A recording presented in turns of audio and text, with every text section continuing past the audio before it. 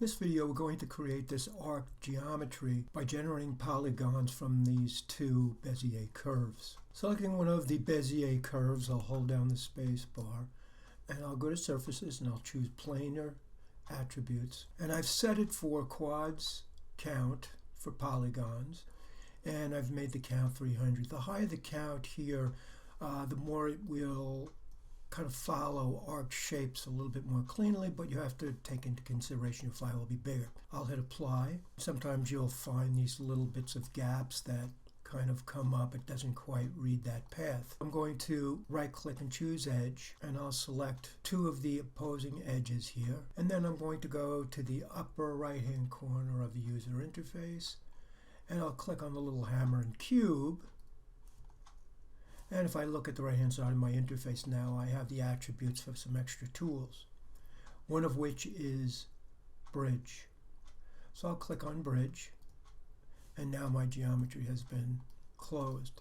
Now, just as a precaution, I'm going to right click and choose vertex, and I'm going to select these vertices right here, and I'm going to go to edit mesh, and I'll choose merge to center.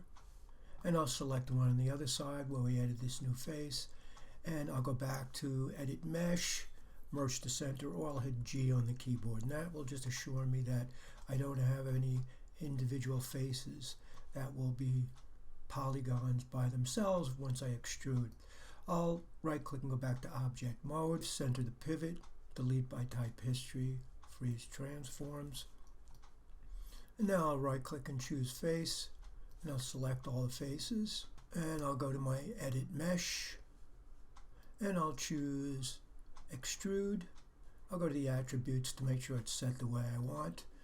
I've gone to edit reset settings, and I'll hit apply, and I'll click on the blue dial, and I'll just give it the thickness I want. I'll right click and go back to my object mode, delete history, center pivot, freeze transforms. Now I'll select the other Bezier shape, holding down the space bar. Surfaces planar, it's set for what I want. I'll now right click and choose face. I'll select those faces, and I'll go to my extrude tool, and once again I'll center the pivot and I'll give it the thickness I want. So now we have the geometry we need to make the arced pieces. Now I want them to bend as a unified piece, so I'll go to the orthographic front view and I'm going to combine them. I'll now shift select, hold down my space bar, and I'll choose mesh, combine. Delete by type history, center pivot, freeze transforms.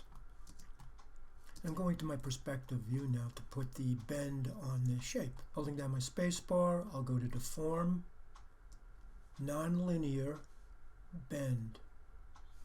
And you'll see a blue line is introduced to your geometry. I'm going to hit the 4 on the keyboard so I can see it a little bit better. And if I were to hit T to go into the transform mode, there are 3 blue diamonds. If I drag on the one in the middle, it starts to bend my geometry.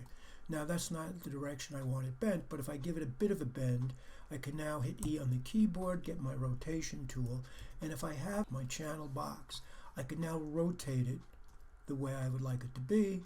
In this instance, I know I want it to be 90 degrees, so I'll punch it in precisely in the channel box.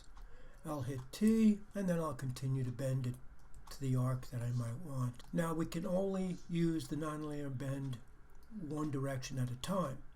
So I'll select my geometry now that I have the arc that I want, and I'll delete by type history. And you'll see that tool has disappeared. Now we can access it once again and bend it horizontally. So I'll hold down the space bar, I'll go to deform, nonlinear bend, I'll hit W to go to the object mode, and then I'll hit E.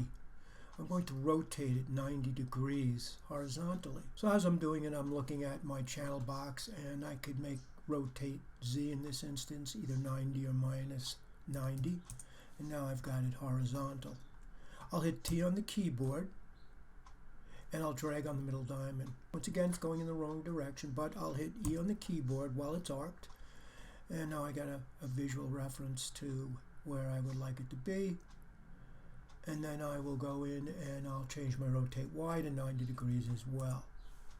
Hitting T on the keyboard, I'll go into the transform mode and I'll arc it the way I want it to bend.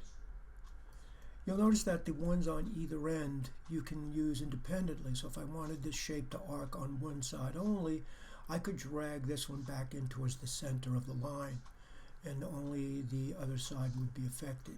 I'll select the geometry, delete by type history, center pivot, freeze transforms.